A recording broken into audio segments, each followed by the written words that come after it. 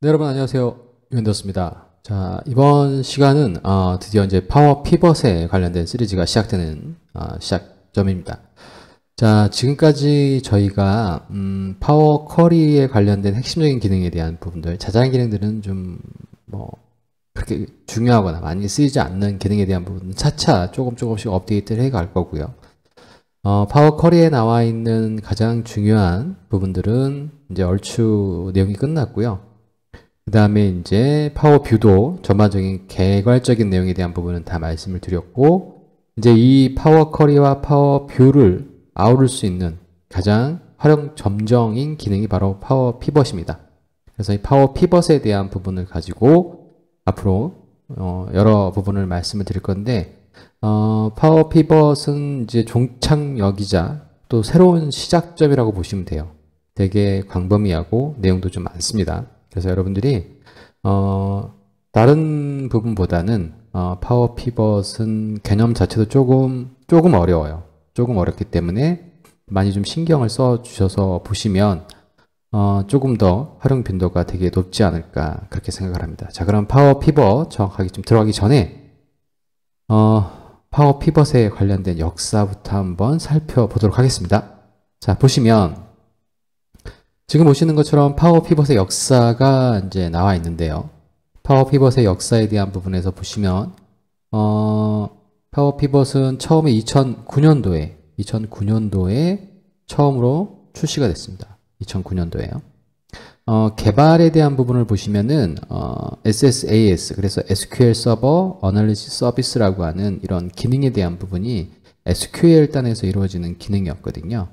이 기능이 사실은 이제 정착이 돼서 가장 많이 쓰여지는 기능 중에 하나고, SQL에서는 장착이 이제 자리를 잡았죠. 이 기능에 대한 부분을 2006년도에 그러니까 이 SSAS에서 이 분석 기능에 대한 부분이거든요. 이 기능을 엑셀 사용자들을 위해서 좀 더 확장시킨 개념이 바로 파워 피벗이 되는 겁니다.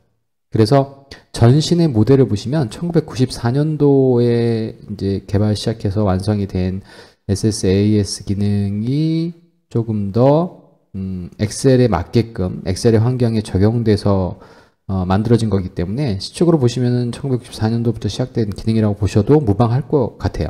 역사가 꽤 깊은 그러한 기능이라고 보시면 될 것 같습니다. 그래서 2006년도에 본격적으로 이제 개발이 돼서 2009년도에 처음 출시가 돼서 오늘날까지 이루고 있죠. 근데 아직까지도 사실상 많은 엑셀 유저분들은 파워 피벗이라고 하면 이 용어조차도 이제 한 번도 안 들어보셨던 분들이 상당수가 많으실 거예요. 거의 제가 볼 땐 80% 정도는 파워 피벗이 어떤 개념인지 개념 자체도 잘 모르려니와 들어보지도 못하신 경우가 되게 많으실 겁니다. 하지만 지금 보시는 것처럼 상위 개념이죠. 그러니까 데이터베이스 DB 개념에서 출발된 내용이기 때문에 일정 부분 데이터베이스적인 요소를 상당히 많이 가지고 있어요. 파워 피벗 자체가. 그러니까 일반적으로 보시면 데이터베이스라고 하면 지금까지의 일반적인 관례나 개념들을 보시면 이건 뭐 DB 개발자가 해야 되는 거고, 일반 뭐 엑셀 파워 유저나 엑셀 유저 같은 경우는 DB까지는 우리가 알아야 될 필요가 있을까라는 생각을 했던 게 사실 기본적인 개념이었거든요. 그런데 이제 데이터의 양이 많아지면서 기업도 일일 트래픽 데이터도 되게 많아지고 이제 데이터가 많이 쌓이기 시작하면서 빅데이터, 뭐 데이터 사이언스 이런 얘기가 나오게 되면서부터는 자연스럽게 DB에 대한 개념이 아예 없이, 또는 DB에 대한 그런 뭐 내용에 대한 부분이 아예 없이 엑셀을 사용하기는 사실 힘든 환경이 돼버렸어요. 일반적으로 지금 회사에서 산에서 가장 많이 쓰고 있는 뭐 솔루션 중에 하나가 SAP가 있습니다. 거의 많은 회사가 지금 SAP를 좀 많이 쓰고 있고요. 전반적으로 업무의 프로세스를 보시면 SAP에서 어떠한 형태든지 간에 데이터를 분명히 다운을 받아서 그 데이터가 돌고 도는 경우가 되게 많죠. 그래서 SAP 라이센스가 좀 비싸다 보니까 이걸 핸들링하는 유저 피를 받거든요. 그렇기 때문에 모든 전사원이 SAP를 핸들링할 수는 없고, 보통 이제 SAP를 지원하는 담당하는 담당 부서가 있죠. 그래서 보통 지원 파트에 있습니다. 그래서 한 3-4분 정도, 보통은 한두 분이 그 업무를 다 처리하는 경우가 많아요. 그래서 어떤 엔드 유저가 뭘 요청하시면은 이분들이 SAP에 접속해서 해당되는 데이터 내용 받아서 다시 던져주고, 그분들은 그 던져진 파일을 가지고 다시 또 엑셀 파일로 작업하고 가공해서 보고서 올리고 이런 루틴을 기본적으로 가져가게 되는 거죠. 이게 아니면은 보통 이제 그룹웨어를 만드시거나 아니면 데이터베이스 직접 어플리케이션을 만들어서 DB 구축은 거의 다 웬만한 그 큰 회사들은 다 뭐 규모가 200명 이상인 경우에는 DB가 다 구성이 되어 있죠. 그리고 아무리 소규모라도 요즘에는 이제 보통 홈페이지를 뭐 만들어서 사용하고 있고 또 오피스 365를 쓰시게 되면 또 그리고 또 애저를 쓰시게 되면 클라우드 베이스를 쓰시게 되면 이런 부분들이 조금 더 진입 장벽이 좀 많이 좀 낮아졌다라고 하는 건 사실입니다. 그래서 보통 이제 이런 데이터베이스의 개념이 되게 필요하고요. 이제 중요한 부분은 여러분들이 파워 피벗이 이런 역사를 가지고 있구나. 그런데 가장 중요한 부분은 뭐냐면 그 개념 즉 DB에서부터 시작된 개념이 다라고 하는 거. 어느 날 갑자기 생뚱맞게 툭 떨어진 개념이 아니라 기본적으로 연관성을 맺고 그다음에 확장된 기능으로 만들어진 데이터베이스적인 그런 개념에서 출발했던 파워 기능이다라고 이렇게 이해를 하시면 되실 것 같아요. 자, 그러면 저희가 이제 엑셀 기반으로 했을 때 엑셀의 어떤 흐름? 보통의 초, 중, 고급을 많이 나누시잖아요. 그래서 이제 엑셀에 대한 흐름에 대한 부분을 한번 살펴보도록 하겠습니다. 자, 보시면은 엑셀의 흐름에 대한 부분, 지금 보시는 것처럼 이렇게 초중 고급으로 이제 보통 이제 나눈다고 하면 보통 보시는 것처럼 간단한 수식 관련된 부분이 첫 번째 엑셀을 시작하시게 되면 나오는 개념 중에 하나죠. 그리고 나서 그 다음에 개념은 절대참조와 상대참조의 개념을 가지고 이제 수식에 대한 부분들이 반드시 이제 처음에 이제 엑셀을 쓰시면서 가장 어려운 부분 중에 하나가 바로 상대참조, 절대참조, 셀 주소 기반이기 때문에요. 그리고 나서 이제 뭐 정렬과 필터에 대한 기능들을 이제 보시게 될 거고, 그 다음에 셀 서식이라든가 조건부 서식 또는 뭐 시트에 대한 부분들, 그 다음이 이제 데이터 가져오기에 대한 부분. 사실상 이 부분이 제일 약해요. 제가 볼 때는요. 사실 이런 패턴으로 갔어야 되는데 사실 이 부분은 대부분 다 건너뛰었습니다. 왜냐하면 기본적으로 저희 같은 경우가 근무 환경 자체가 일반적으로 문화라고 제가 많이 말씀을 드리는데 보통 양식이 되게 중요했죠. 그래서 옛날 뭐 컴퓨터가 없던 시절에도 보시면 항상 양식 기반으로 서류 뭉치들이 막 돌아다니고 결제판 기준으로 해가지고 거기에는 기본적으로 양식에는 데이터가 들어갈 수밖에 없잖아요. 그러다 보니까 이제 그러한 습성들이 계속 자연스럽게 그렇게 갈 수밖에 없는 흐름으로 갈 수밖에 없는 거죠. 그러다 보니까 양식과 데이터가 분리되지 않고 혼용돼서 쓰다 보니 이제 여러 가지 문제점들이 많이 발생이 되겠죠. 그런데 이제 그런 것들이 이제 이렇게 오래전부터 써왔고, 선배도 썼고, 뭐, 저도 썼고, 후배도 쓰고, 이런 게 보통 한 뭐 10년, 20년 연차 수에 대한 부분을 계속 순환구조로 갔다 보니까, 이제는 하나의 이제 툴로 자리가 잡은 거죠. 틀이 이제 자리매김을 했기 때문에 그걸 어느 한순간에 바꾸긴 되게 힘들어집니다. 그런데, 아까도 말씀드린 것처럼 데이터 양이 많아지고, 데이터 시각화에 대한 부분들, 그 다음에 데이터 중심, 그 다음에 실시간, 이런 개념들이 계속 저희들한테 치고 들어오게 되는 거죠. 그러다 보니, 데이터베이스적인 개념들이, 이제는, 더 이상 남의 얘기만, 또는 특정 분야의 사람의 얘기만은 아니더라는 게, 이제 점점점 현실로 다가오게 되는 거죠. 자, 그 다음에는 이제 보통 sum, count, 일반적인 average, max, 이런 vlookup, 일반적인 함수들을 이제 보시게 될 거고요. 그러면서 좀 더 집계 함수에 관련된 부분들로 sumif라든가 countif, offset, index, match 함수 등을 여러분들 고급 함수라고 하는 함수들로 넘어가게 됩니다. 자, 그 다음에 이런 함수들이 다 끝나게 되시면 이제 배열 함수로 넘어가시는 분도 있고 안 넘어가시는 분도 있어요. 여기서 끝내시는 분도 있고 배열 함수로 넘어가는 게 일반적인 구조라고 보시면 됩니다. 그래서 여기까지 끝나시면 데이터의 기본적인 핸들링, 클렌징에 대한 작업들은 거의 다 끝나신다고 보시면 돼요. 데이터의 클렌징 작업은 다 끝나십니다. 그러면 이제 데이터를 다 클렌징을 했기 때문에 그러면 이제 얘를 표현해 줘야 되잖아요. 그래서 이제 차트로 넘어가게 되는 거죠. 뭐 간단한 기본 차트에서 또 고급 차트로 넘어가고 그 다음에 이제 데이터를 좀 더 다양하게 분석하기 위한 좀 더 빠르고 쉬운 방법을 찾다 보니 이제 피벗 테이블로 넘어가게 되는 거죠. 그리고 이런 일련의 과정들에 대해서 이제 제한성, 한계가 있는 부분들은 매크로라든가 VBA를 가지고 저희가 처리를 하게 됩니다. 그래서 지금 보시는 것처럼 이런 일련의 스텝, 일련의 과정들이 보시는 것처럼 시간의 흐름에 따라서 이루어지는 것들이고 기능에 대한 부분도 즉 시간이 좀 더 많이 걸릴 거고요. 이렇게 흐름에 대한 부분이요. 기능에 대한 부분도 초급에서부터 고급으로 넘어가는 그런 과정이라고 보시면 되실 것 같아요. 자, 이런 어떤 일련의 흐름을 여러분이 머릿속에 이제 가지고 계신다라고 하시면 이런 흐름을 대비해서 저희가 앞으로 파워 피벗이 어떠한 흐름으로 이루어질지에 대한 부분도 제가 한번 간략하게 이런 형태로 만들어 왔습니다. 그래서 한번 확인해 보실게요. 자, 보시면 기본적으로 처음에 많이 하시는 것 중에 하나가 계산된 열을 만들게 되고요. 파워 피벗은 기본적으로 여러분들이 반드시 아셔야 될 개념 중에 하나가 뭐냐면 파워 피벗은 셀이라고 하는 개념은 이제는 존재하지 않습니다. 그래서 최소 단위는 테이블이라고 하는 단위가 존재하게 되는 거고요. 테이블을 구성하는 거는 열을 기본적으로 여러분들이 반드시 개념을 잡으셔야 돼요. 그래서 전체 집합 단위 개념으로 움직이기 때문에 열이 최소 기준 단위가 되는 겁니다. 로우라고 하는 건 사실 크게 고려되는 대상은 아니에요. 일반적으로 봤을 때. 어떤 특정한 함수 또는 특정한 개념에 따라서 로우가 특별한 개념을 갖는 경우도 있긴 하지만 일반적으로 파워 피벗에서의 최소 개념은 열이라고 보시면 됩니다. 필드. 그래서 필드 열 이름은 중복이 될 수 없다라고 하는 것과 똑같은 겁니다. 그래서 여러분들 보시면 셀 이름에 대한 부분들이 x, y 좌표로 x쪽에 숫자, y쪽에도 숫자 이렇게 되면 1,1 너무 수학스럽잖아요. 그렇기 때문에 가로에 대한 부분은 A, B, C 로 가는 거고 세로는 1, 2, 3, 4라고 하기 때문에 A1, B2 이게 일반적으로 되게 익숙한 그런 개념이고 이 이름은 절대 중복이 될 수 없죠. 왜냐하면 얘를 구분짓는 좌표값이기 때문에 마찬가지로 테이블 구조에서는 이러한 열에 대한 부분이 최소 단위이기 때문에 필드의 이름은 중복이 될 수가 없습니다. 여러분들 그거 아울러서 한번 체크 한번 해주시고요.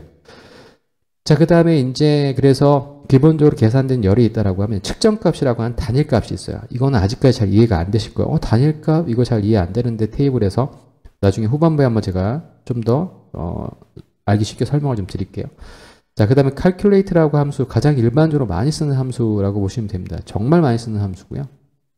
그 다음에 필터에 관련된 부분과 연계돼서 all이라고 하는 함수 개념에 대한 부분이 나오게 되고 그 다음에 필터, 그 다음에 가장 기본적인 함수들에 대한 부분이 나오고요.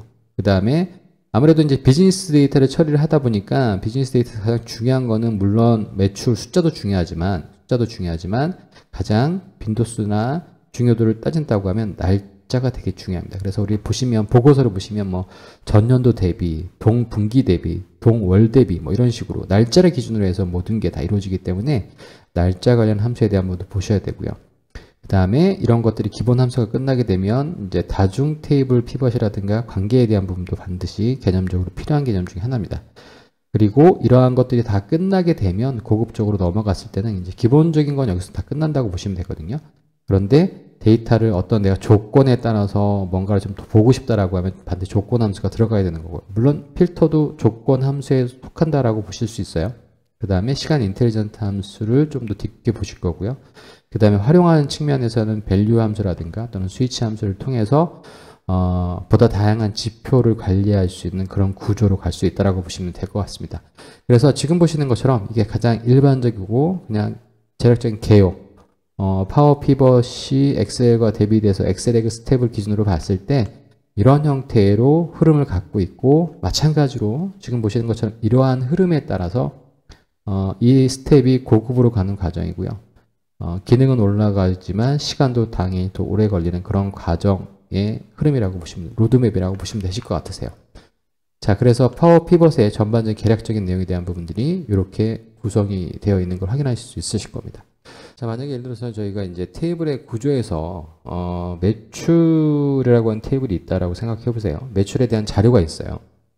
그러면 이제 매출에 대한 자료가 있기 때문에 반드시 이제 필요한 것 중에 하나가 이제 가상적인 시나리오를 좀 가지고 좀 말씀을 드릴게요. 제품도 반드시 필요하겠죠. 그 다음에 제품이 필요하게 되면 이제 거래처도 필요하게 될 거고요. 그 다음에 그거를 담당하는 담당자 테이블도 생각해 볼 수 있을 거고, 그 다음에 가장 많이 빠지지 않고 나오는, 그 다음에 생각하지 않는 테이블 중에 하나가 뭐가 있냐면 날짜 테이블이 분명히 있습니다. 이건 좀 저희한테 좀 생소한 개념 중에 하나예요. 왜냐하면 저희가 매출 일자가 있지 않나? 근데 왜 날짜라고 하는 게 다시 테이블이 왜 필요하지? 일단 먼저 한번 개념에 대한 부분들을 이렇게 5가지의 테이블이 있다라고 가정 한번 해보시고 한번 생각해 보실게요. 그러면 매출이라고 하는 데이터를 보시면 이 매출 데이터는 기본적으로요. 예를 들어서 매출 구조를 가지고 있는 게 뭐 매출 일자, 제품명, 거래처 담당, 뭐 판매 수량이 분명히 있을 수 있겠죠. 자, 그 다음에 제품에 관련된 부분은 제품명, 그 다음에 뭐 제품에 대한 대분류, 소분류, 그 다음에 제품에 대한 규격 또는 원가라든가 판가가 정보가 나와져 있는 게 제품에 관련된 테이블일 거고요. 자, 그 다음에 거래처에 대한 부분은 거래처명 또는 뭐 주소, 또 거래처 담당자, 그 다음에 이메일, 연락처에 대한 정보가 분명히 있을 겁니다. 그리고 담당자에 대한 부분 담당자명, 뭐 직급 부서, 그 다음에 뭐 영업 목표, 그 다음 목표 연도 뭐 이런 식으로 구성할 수가 있겠죠. 그 다음 날짜 같은 경우는 약간 좀 저희한테 생소한 개념이지만 일단 날짜가 있을 거고요. 그 다음에 연도, 월, 분기 또는 뭐 주번호, 그래서 뭐 몇 주 차인지 첫째 주, 둘째 주, 셋째 주 이렇게 1년의 기준으로 했을 때 주 번호를 만들어낼 수 있는 이런 구조를 생각해 보실 수 있으실 거예요. 자, 그럼 여기서 잘 보셔야 되는 게 잘 보시는 것처럼 매출이라고 하는 테이블에서 매출 일자를 기준으로 봤을 때요. 이 매출 일자는 결국에는 날짜 테이블의 이 일자와 관련을 맺는 거죠. 자, 그리고 매출에서의 제품명은 제품 테이블의 제품명이라고 하는 것과 관계를 맺을 겁니다. 이 관계를 맺는 얘기는 결국 뭐냐면 제품명에 관련된 제품에 관련된 부분은 어떠한 특정한 제품에 대한 리스트업이 나와 있는 거죠. 만약에 제품을 관리하는 뭐 제조 파트가 있다라고 하면 제조 파트의 특정한 담당자는 해당되는 제품에 대한 리스트에 대한 부분에 대해서 이 제품이 대분류가 뭐고 소분류가 뭔지 또 규격은 어떻게 되는지 이것에 대한 원가와 판가는 기본적으로 이 사람이 핸들링하거나 결정하거나 이 부서에서 관리하는 테이블이 되겠죠. 매출에 관련된 부분은 뭐 포스 데이터를 가져오던 아니면 SAP 데이터를 가져오던 해당되는 데이터에 있는 내용들은 매출 테이블을 구성하고 있는 거는 매출일자, 제품명, 거래처, 담당자, 판매 수량 이렇게 생각하시면 될 것 같아요. 거래처에 만약 영업사원이 이걸 관리한다라고 생각하시면 영업부에서 거래처명에 대한 부분이 바로 이 거래처에 대한 부분과 연관을 맺어서 이 사람은 주소, 담당자, 이메일, 연락처, 즉 거래처에 대한 테이블을 분명히 관리하고 있겠죠. 물론 마찬가지로 담당자에 대한 부분도 이 담당과 연관을 맺고 기본적으로 이루어질 겁니다. 자, 그러면 예를 들어서 매출을 만들어내야 되잖아요. 그러면 기본적으로요. 저희가 그러니까 프로세스의 흐름을 여러분이 반드시 좀 기억을 하셔야 되고 머릿속에 잘 좀 여러분들이 가지고 가셔야 돼요. 자, 보시면은 저희는 만약에 판가가 필요해요. 판가를 가지고 와서 판매 수량을 곱해주면 특정한 제품에 따라서 그 제품에 대한 매출 가격이 나오게 되겠죠. 그런데 기본적으로 판매 가격은 제품을 관리하는 제품 테이블에 존재하는 거고 매출에 관련된 부분에서는 판매 수량만 나와 있고 그 부분에 대한 데이터는 없습니다. 물론 만들어낼 수 있겠죠. 하지만 기본적으로 이 데이터의 입장에서 봤을 때는 매출에 관련된 데이터만 기본적으로 핸들링하는 게 가장 부여가 좀 덜 들어가겠죠. 굳이 여기다가 판매 가격까지 올리게 되면 기본적으로 데이터의 양이 많아질 수밖에 없을 겁니다. 자, 그런 구조적인 측면 또는 효율적인 측면 때문에 데이터를 이렇게 관리하게 되는 거죠. 자, 지금 보시는 것처럼 그래서 제품명을 기준으로 해서 이 매출에는 제품이 여러 번 나올 수 있겠죠. 그렇죠. 하지만 제품명에 대한 이 제품 테이블에서 제품명은 반드시 하나의 제품만, 그러니까 한 개, 중복이 없는 하나의 제품에 대한 제품이 두세 개가 있으면 가져올 때에는 어떤 걸 가져야 될지 혼동될 수밖에 없잖아요. 그래서 얘는 중복이 없는 유일한 하나의 값들만 구성이 되어 있습니다. 그래서 잘 보시면은 전반적으로 테이블의 구조에서 일반적으로 이론적인 설명을 할 때 보통 많이 나오는 얘기 중에 하나가 이 테이블을 팩트 테이블이다. 이렇게 얘기를 합니다. 자, 여러분들은 팩트 테이블이다 뭐다 이거 신경 쓰실 필요 없고요. 기본적인 기본 테이블이라고 생각하시면 돼요. 중심이 되는 테이블이 하나 있고요. 그 다음에 나머지 테이블들을 잘 보시면 제가 제품명에서 필요한 거는 현재 지금은 만약에 매출을 본다고 하면 판가예요. 그리고 담당자에서는 담당자 명이 필요할 수도 있겠지만 예를 들어서 만약에 부서별로 뭔가를 보고 싶다면 부서가 담당자 명을 기준으로 해서 저희가 최종적으로 필요한 게 부서예요. 그리고 분기별 매출을 보고 싶다라고 하시면 이 매출 일자를 매개체로 해서 저희가 필요한 거는 분기입니다. 그렇죠? 그리고 거래처에 대한 거래처 명에 대한 부분, 거래처 예를 들어서 주소를 기반으로 해서 어떤 지역이 필요하다라고 하면 그 지역 기반의 매출, 거래처 지역별로 매출이 어떻게 되는지 보고 싶다라고 하시면 이 주소의 데이터가 필요하게 되는 거죠. 이때의 연결고리는 바로 거래처 명이라고 하는 게 거래처와 관련을 맺어서 해당되는 관련 있는 현재 이 테이블에는 없지만 저 테이블에 있는 이런 구조예요. 그래서 보통 보시는 것처럼 이러한 테이블들 있죠. 이러한 테이블들을 보통 레퍼런스 테이블, 참조 테이블이라고 보통 얘기합니다. 참조 테이블. 그래서 일반적인 구조를 보시면 이렇게 구성이 되어 있고요. 데이터베이스는 더 복잡해요. 그래서 제품에 대한 부분에 있어서 만약에 뭐 서브 카테고리 제품에 대한 부분을 또 어떤 키 값으로 해서 어떤 테이블을 또 여기다가 확장시켜서 얘 밑으로 또 뭔가 또 다시 들어가는 이런 구조를 가질 수가 있게 되는 거죠. 그래서 일반적으로 데이터베이스와 똑같은 개념, 관계, 릴레이션을 갖게 되면 너무나도 힘들어지잖아요. 그리고 데이터베이스는 데이터를 관리하는 측면이기 때문에 여러의 다각적인 관계가 필요합니다. 하지만 이 기능은 저희가 데이터베이스를 핸들링 하려고 하는 게 아니잖아요. 데이터를 분석하고 데이터를 시각화시키기 위해서는 기본적으로 정리를 해야 될 필요가 있어요. 그래서 그 기능을 전부 다 여기다 가져올 필요는 없게 되는 겁니다. 자, 그래서 일대다의 관계가 이렇게 구성이 되는 거예요. 그러다 보니 자연스럽게 어떠한 얘기가 나오게 되냐면 바로 이 별 구조, 그래서 스타 스키마라고 하는 얘기가 나오게 됩니다. 잘 보시면 얘를 중심으로 해서 이렇게 관계를 맺고요. 지금 보시는 것처럼 저 가운데 있는 기본 테이블 관계에서 이렇게 관계를 맺고 이렇게 관계를 맺고 이렇게 관계를 맺고 얘를 대충 그려보니 별 모양이 되더라. 그래서 가장 이상적인 게 별 모양의 스타 스키마를 구성하면 된다. 그래서 실질적으로는 다대다의 관계도 발생될 수 있거든요. 일반적으로. 저희가 데이터 모델링을 하다 보면 다대다의 관계도 발생될 수 있지만 기본적으로 파워 피벗에서는 다대다의 관계는 허용하지를 않습니다. 왜냐하면 너무 복잡해지니까. 그러면 이거 DB인지 아니면 이걸 엑셀에서 데이터를 분석하기 위한 기능인지 저쪽에는 원래 처음부터 저렇게 만들어서 저쪽으로 쭉 갔으니까 저게 100개의 기능이 있다고 하면 저희가 그 100개의 기능이 다 필요 없는 거죠. 저희 쪽에서는. 분석에만 필요한 기능만 있으면 되기 때문에 그러다 보면 자연스럽게 이쪽에서는 제한사항이 만들어질 수밖에 없는 그런 구조예요. 무슨 얘기인지 아시겠죠, 여러분들? 그래서 이 개념에 대한 부분들 여러분 잘 이해를 해 주셔야 됩니다. 그래서 이러한 데이터 테이블 구조를 가져가게 되는 거예요. 자, 그러면 일단 이제 저희는 이 테이블 구조를 가지고요. 테이블 구조 지금 보셨던 것처럼 이렇게 기억이 나셨죠? 자, 이런 테이블 구조를 가져가게 될 겁니다. 자, 그러면 저희는 이걸 기반으로 해서 프로세스가 어떻게 되냐면 저희가 보고 싶은 인자를 한 번쯤은 나열해 주셔야 돼요.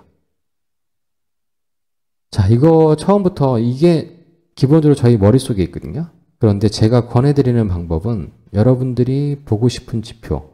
자, 예를 들어서 만약에 분기별 매출 현황에 대한 부분을 한번 생각해 보실게요. 자, 그러면 분기별 매출 현황을 보시면요. 매출이라고 하는 게 나와야 되죠. 매출이라고 하는 걸 잘 보시면 얘는 어찌됐든 간에 뭐죠? 썸을 하는 거예요. 그렇죠? 그런데 조건이 분명히 걸려 있는 거잖아요. 여기서 이 조건은 뭐냐면 분기예요. 분기. 분기별 썸으로 하면 돼요. 뭐를? 매출에 나와 있는 값을요. 자, 그러니까 지금 보시는 것처럼 분기를 가져야 된다라고 하시면은 매출에서 필요한 이 전체 데이터에서 보시면 자, 일자의 분기가 있죠. 이 녀석이 분기가 여기 있어요. 그런데 얘는 지금 얘랑 연결돼서 판매 수량하고요. 판매 수량하고 매출 결정되는 요소는 판가하고. 그렇죠? 그래서 이 세 개가 지금 잘 보시면 어디에 있죠? 얘는 매출 테이블에 있고요. 얘는 제품 테이블에 있고요. 얘는 날짜 테이블에 있어요. 자, 이거를 저희가 엑셀로 처리했을 때는 어떻게 했냐면 V룩업으로 자, 매출 일자니까요. 이 매출 일자가 요 일자하고 같으면 그래서 몇 번째 값을 가져야 되죠? 하나, 둘, 셋, 네 번째 값을 가져와서 분기를 여기다가 다 만들어줘야 돼요. 그래서 여기다 필요한 거 분기 가져오고요. 여기다 판가 가져와서 여기다 판가 가져오고 판매 수량과 판가를 곱해서 매출을 만들어야 되죠. 이렇게 원본에다가 뭔가를 덕지덕지 붙여서 만들어서 그 다음에 얘를 피벗 테이블로 돌리거나 아니면 뭐 차트를 만들거나 이런 구조였단 말이에요. 자, 그러면 두 번째 요소를 한번 볼게요. 자, 두 번째는 전체 일자별 매출 누계입니다. 누계니까요. 자, 더하긴 더하는데 더하는 방법이요. 더하는 방법이 앞에 거를 계속 더해서 누적해서 더해 나가는 그 방법을 써야 될 거잖아요. 그러니까 일단 뭔가는 더해져야 되는 하나의 값이 필요해요. 그렇죠?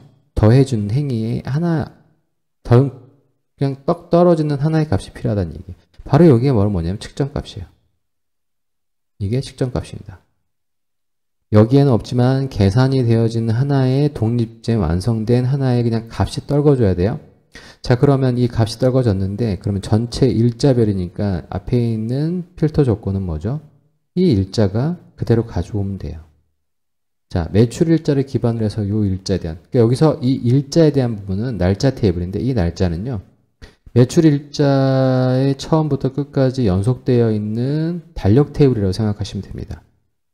매출은 기본적으로 예를 들어서 매출이 일어날 수도 있고 만약에 예를 들어서 안 일어날 수도 있잖아요. 그러면 중간에 2가 빠진단 말이에요. 그렇죠? 중간에 덤성도서 2가 빠질 수 있단 말이에요. 하지만 이 카렌다, 날짜 데이터 같은 경우는 아주 시퀀셜하게 이루어지는 날짜 데이터이기 때문에 시작과 끝 날짜를 기준으로 해서 일자별로 쭉 날짜를 만들어 놓고 거기에 따라서 월, 분기 필요한 우리 요소들을 이미 생성해 놓은 거죠. 자, 매출에 대한 YTD를 한번 생각해 보실게요. YTD도 지금 보시는 것처럼 합계는 합계인데요. 그러면 전년도 대비니까요. 기본적으로 필요한 게 썸은 필요해요. 그렇죠? 썸에 대한 부분은 필요하긴 한데 조건이 뭐냐면 연도에 대한 부분인데 이 연도를 비교를 해야 돼요.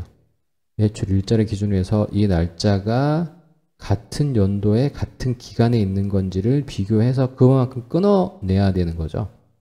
그게 필요합니다. 그게 필요해요. 자, 그 다음에 이익률 한번 보실게요. 자, 이익률, 분류별 이익률이라고 하면 먼저 대분류, 소분류, 이 분류가 필요하실 거예요. 분류가 필요하고요.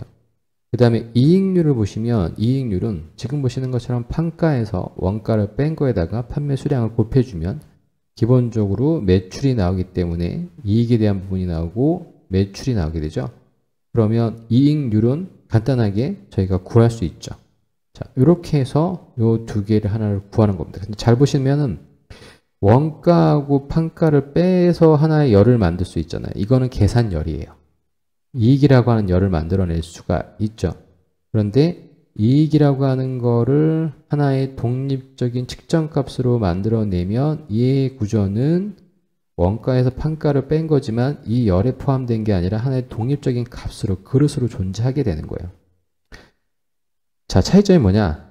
열로 들어가잖아요. 그러면 이 열로 들어간 녀석은 나중에 여러분들이 말씀드리겠지만 피벗 테이블의 행위라든가 또는 열로 들어갈 수 있어요. 열로 만들어진 애들은. 하지만 지금 보시는 것처럼 측정값들이 있죠. 이 측정값들은 올 곳이 어디에 자리 잡을 수 있냐? 열과 행위로 못 가요. 무조건 값의 영역에만 갈 수 있어요. 값의 영역에만 갈 수 있는 거예요. 이게 큰 차이점 중에 하나라고 보시면 돼요. 무슨 얘기인지 아시겠죠? 그러면 지금 보시는 것처럼 이제 매출별 거래처 현황, 거래처별 원가 현황 이런 것들에 대한 부분들이 다 정의가 되어 있어요. 내가 보고 싶은 요소가 뭔지를 먼저 정리를 하셔야 되는데 이거 정리하시려고 하시면 생각보다 이거 머릿속에 가지고 계신단 말이에요. 그러니까 이건 머리에 있으니 그리고 보통 많이 하시는 업무기 때문에 이걸 머릿속에 가지고 여기서 그냥 뚝뚝뚝 만드시려고 하시는데 그러다 보면 혼동이 오거나 실수하는 경우가 대부분 많습니다. 그러니까 여러분들은 테이블이 구성이 되어 있다라고 하면 기본적으로 내가 필요하고 내가 보고자 하는 요소가 뭔지를 머릿속에 반드시 그려 놓으시고 손으로 적으셔야 돼요. 반드시 손으로 적어 놓으셔야 돼요. 그래야지만 명확해지세요. 이거는 제가 반드시 경험에 의해서 여러분들한테 드리는 조언이라고 생각하시면 돼요. 대시보드를 잘 만드는 기본적인 방법은 반드시 여러분들이 보고 싶은 인자, 보고 싶은 내용에 대한 부분들은 손으로 써라. 그래서 정리를 해야 됩니다. 자, 그러면 지금 보시는 것처럼 이렇게 이 요소들 있죠. 분기별 매출 현황이라든가 또는 뭐 전체 합 이런 애들 있잖아요. 어떤 애들을 고정 지표로 항상 표시를 하게 할 거냐. 그 다음에 매출 YTD를 어떤 그래프로 표현할 거냐. 담당자별 매출을 어떤 그래프로 표시할 거냐. 이것에 대한 레이아웃을 잡아주면 이게 바로 뭡니까? 이게 바로 대시보드가 되는 거예요. 이게 대시보드가 되는 거예요. 이런 구조예요. 자, 그러니까 먼저 테이블을 이렇게 만들어내는 게 되게 중요하죠. 그래서 때에 따라서는 계산된 열을 만들어야 되고요. 그 다음에 계산된 그릇을 하나 만들어야 돼요. 측정값이라고 하는 걸. 자, 그렇게 해서 내가 필요한 요소들을 다 만들어낸다라고 하면 그러면 걔를 기준으로 해서 내가 어떠한 지표들을 볼 건지 보고 싶은 요소가 뭔지를 여러분들이 반드시 손으로 수기로 적어서 정리를 한번 하셔야 됩니다. 자, 이걸 정리를 하셨으면 얘를 기반으로 얘는 이제 문자로 텍스트로 표현한 거잖아요. 근데 얘를 이제 그림으로 표현하려고 하면 얘를 어떻게 배치를 할 것인가에 대한 레이아웃이 들어가게 되면 그게 바로 대시보드가 되시는 거예요. 자, 이제 얼추 내용을 좀 정리가 되셨죠. 자, 이런 것들을 머릿속에 좀 개념을 좀 잡고 가셔야 되고요. 자, 그래서 보시면은 이제 피벗 테이블로 이제 저희가 파워 피벗이니까 피벗 테이블로 보시면 첫 번째 피벗 테이블에는 열 요소란 게 있고요. 그 다음에 두 번째는 행의 요소가 있고요. 그 다음에 값의 요소가 있습니다. 이 값이라고 하는 건 뭐냐면 결국은 집계할 수 있는 열의 값이에요. 집계라고 하면은 뭐죠? 뭐 더하기, 서머이죠. sum, count, 개수를 세거나 같지 않은 거의 개수를 세거나 평균값, 최대값, 최소값, 뭐 분산, 표준편차 이런 것들 있죠. 그러니까 집계할 수 있는 열의 값이에요. 집계할 수 있는 열의 값. 그러니까 행이나 열에 대한 그 테이블 구조에서 보셨던 것처럼 테이블에 있는 녀석에 대한 요소가 일로 들어가게 됩니다. 그런데 지금 보시는 것처럼 총합. 예를 들어서 누적 합계. 근데 같은 기간의 평균, 합계 평균. 그 다음에 수량. 같지 않은 것에 대한 수량. 또는 뭐 전년도의 총합. 이런 애들 있잖아요. 이런 애들이 결국 뭘 의미하는 거냐면 이 녀석은 테이블에 존재하는 열의 값이 아니에요. 테이블에 존재하는 열의 값이 아니기 때문에 테이블에 존재하지 않은 열의 값이기 때문에 이 녀석의 바로 존재가 뭐냐면 이게 측정값입니다. 자, 측정값이에요. 그러니까 이 총합이니까 합계만 만들어내는 거예요. 이건 숫자니까요. 수량이니까 카운트만 하는 거예요. 그런데 지금 보시는 것처럼 행 요소에 제가 분기를 딱 갖다 놓잖아요. 그러면 분기별 총합이 되는 거예요. 분기별 수량이 되는 거고요. 분기별 누적 합계, 분기별 같은 기간의 합계 또는 평균. 자, 지금 보시는 것처럼 측정값은 기본적인 내용에 대한 부분들이 나오게 되지만 이 녀석의 값이 행과 열의 아무 요소가 안 나오면 전체적인 하나의 그냥 행위만 나오게 되는 겁니다. 계산에 대한 그 단순한 계산값만 나오게 되는 총합이 나오는데 여기에 행과 요소로 어떤 요소가 들어가냐에 따라서 만약에 예를 들어서 지금 보시는 것처럼 왼쪽 행의 요소에는 분기가 들어가고요. 열의 요소는 담당자가 들어가게 되면 이때부터 얘들은 어떻게 바뀌냐면 이 총합이라고 하는 요소는 기본적으로 혼자 쓸 때는 그냥 총합이었는데요. 여기에 분기가 나오고 여기에 담당자가 나오잖아요. 그럼 담당자별, 분기별 총합이에요. 또는 분기별, 담당자별 총합. 무슨 얘기인지 아시겠죠? 이 값은 행과 열에 크로스된, 조인되는 값이라고 생각하시면 되는 거예요. 자, 이렇게 측정값이 가지고 있는 의미는 단순한 간단한 계산이지만 이 계산에 대한 값이 행과 열에 어떠한 요소가 들어가냐에 따라서 기본적으로 여러 가지 내용들로 바뀔 수 있게 되는 겁니다. 무슨지 아시겠죠, 여러분들? 자, 그래서 이게 지금 파워 피벗의 기본적인 개념에 대한 부분들 저희가 대략적으로 제가 해당되는 내용을 좀 말씀을 드렸어요. 자, 그러면 제가 말씀드린 것처럼 저희가 기본적으로 해당되는 내용에 대한 부분에서 보시는 것처럼 테이블의 구조가 완성이 되면 이 테이블의 구조를 이렇게 만들어 주기 전까지 필요한 게 바로 파워 쿼리예요. 데이터가 혼재되어 있고 막 양식이 들어가 있다라고 하면 이런 간단한 형태의 테이블이죠. 지금 이 테이블에 대한 열 이름만 세로로 제가 만들어 놓은 거지만 기본적으로 지금 보시면 이 테이블 이렇게 구성이 되어 있는데 테이블의 구조로 필드명으로 쭉 나열되는 이 구조를 만들기 위해서 파워 쿼리가 필요한 거고요. 파워 쿼리가 필요한 겁니다. 이 파워 쿼리가 다 완성이 되는 것들을 기반으로 해서 저희가 관계를 주고 그 다음에 해당되는 지표들에 대한 부분들을 가져서 만들어낸 다음에 얘는 뭐죠? 파워뷰를 통해서 이렇게 대시보드로 구성을 할 수 있게 된 이런 구조라고 보시면 될 것 같습니다. 자, 그래서 파워 피벗은 생각보다 저희가 하려고 하는 모든 과정에서 아주 중점적으로 많은 기능을 담당하고 있고 그 담당 기능의 핵심적인 부분에서는 바로 DEX 함수라고 한 함수를 가지고 저희가 구현을 할 수밖에 없습니다. 그래서 제가 누누이 말씀드렸잖아요. 엑셀 함수 이제 그만하시라고. 제발 좀 엑셀 함수 그만하시라고. 엑셀 함수를 하시고 싶으면 차라리 그 힘을 아껴두셨다가 어디에 쓰시라고. DEX 함수에 쓰시라고 제가 말씀을 드렸어요. 자, 그래서 DEX 함수는 기본적으로 여러분들이 개념을 좀 잘 잡으시고 많이 연습을 하시고 또 반복적으로 하셔서 이제는 앞으로 여러분들의 엑셀의 함수를 다 DEX 함수로 대치해서 쓰실 수 있는 그러한 능력을 갖추신다고 하시면 보다 더 데이터를 조금 더 구조적이고 그 다음에 손이 더 덜 가게끔 만들어낼 수가 있습니다. 자, 그래서 지금 보시는 이런 일련의 과정들이 있잖아요. 일련의 과정들에 대한 파워 쿼리, 파워 뷰, 그 다음에 지금 보시는 파워 피벗의 여러 가지 모든 기능들을 다 하나로 합쳐놓은 게 바로 뭐냐면 바로 파워 BI 데스크탑이에요. 그래서 제가 파워 BI 데스크탑을 먼저 말씀을 안 드리고 뭐 중간에 개념적인 것들을 제가 어느 정도는 강좌를 만들었지만 거기서 스탑을 하고 계속 제가 딜레이를 하고 있는 이유 중에 하나가 뭐냐면 엑셀에서 구현되는 각각의 기능적인 파워 뷰, 파워 쿼리, 그 다음에 파워 피벗까지를 다 보시고 난 다음에 그 다음에 파워 BI 데스크탑으로 넘어가시는 게 그게 순서가 맞아요. 왜냐면 얘네가 만들어진 출발점이 뭐냐면 파워 피벗, 파워 뷰, 파워 쿼리를 가지고 엑셀단에서 만들어지는 게 처음으로 만들어졌고 그 다음에 그걸 별도의 프로그램에 만든 게 파워 BI 데스크탑이거든요. 그렇기 때문에 이 부분을 가지고 엑셀에서 잘 쓰시고 그 다음에 엑셀에서 지원 안 되는 새로운 기능들은 파워 BI 데스크탑에서 구현이 됐거든요.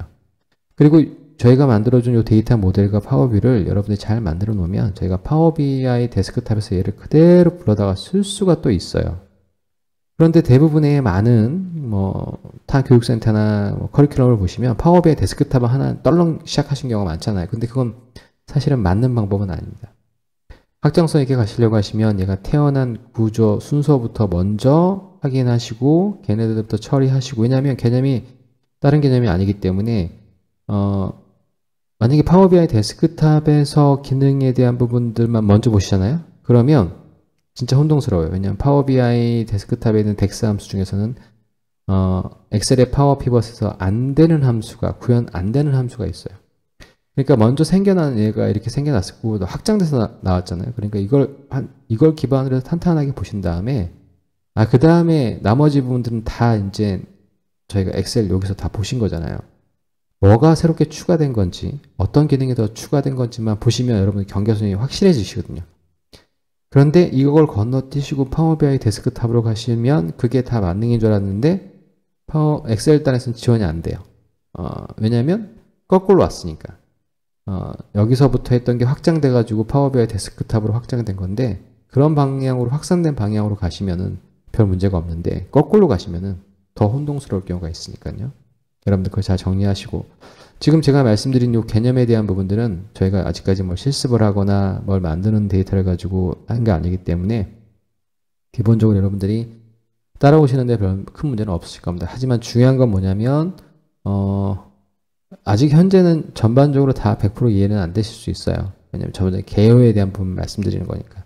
하지만 이 부분에 대한 것들은 여러분들이 한 번쯤은 머릿속에 염두해 두셔야 되고 나중에 저희가 중간중간에 파워 BI 데스크탑 또는 뭐 피벗 뭐 이런 덱스 함수 이런 것들을 말씀드리고 어느 시점에 대해서 한 번쯤은 다시 한번 복귀하는 내용으로 전체를 정리하시려고 하실 때 이 내용을 같이 한번 또 보시면은 그때그때마다 또 도움이 많이 되실 겁니다. 그러니까 항상 전반적으로 어떤 단계가 딱 끝나면 여기 오셔서 이게 어느 단계 지금 어디쯤 오고 있구나 이런 것들 이 강좌를 통해서 한번 여러분들 확인하시면 좋으실 것 같아요. 상당히 내용이 많이 좀 길어졌습니다. 왜냐하면 되게 중요한 내용이고 또 원체의 기능이 많기 때문에 개념적인 내용을 여러분들 확실히 만들어 놓지 않으면 나중에 각 기능을 얘기할 때 이게 무슨 얘기인지 되게 감이 안 올 경우가 되게 많거든요. 그러니까 요거 기초적인 개념이고 기본적인 개념이기 때문에 다소 내용이 좀 길더라도 여러분 양해해 주시고 이 부분은 확실히 좀 이해를 해 주셨으면 좋겠어요. 자, 저는 다음 시간부터는 이제 본격적인 파워 피벗에 대한 이제 구현 방법들에 대한 부분들. 마찬가지로 파워 쿼리라든가 또는 파워뷰는 이제 거의 말씀드릴 건 없을 것 같고요. 파워 쿼리 같은 경우 확장성이 되게 많기 때문에 자잘한 몇 가지 이제 또 뭐 시나리오 베이스로 그때그때 제가 이 정도는 새롭게 알아두시면 좋겠다라고 하는 거는 이제 그때그때 좀 업데이트를 하겠지만 업데이트 주기는 생각보다 이렇게 뭐 많이 잦지는 않을 것 같긴 해요. 하지만 이제 저희 이제 포커스는 파워 피벗으로 넘어왔다라고 하는 거 여러분들 좀 기억해 주시고 자, 여러분들 꼭 개념에 대한 부분 정리를 하시고요. 저는 다음 시간에 이제 본격적인 파워 피벗에 관련된 내용을 가지고 여러분들 찾아뵙도록 하겠습니다. 자, 여러분 감사합니다.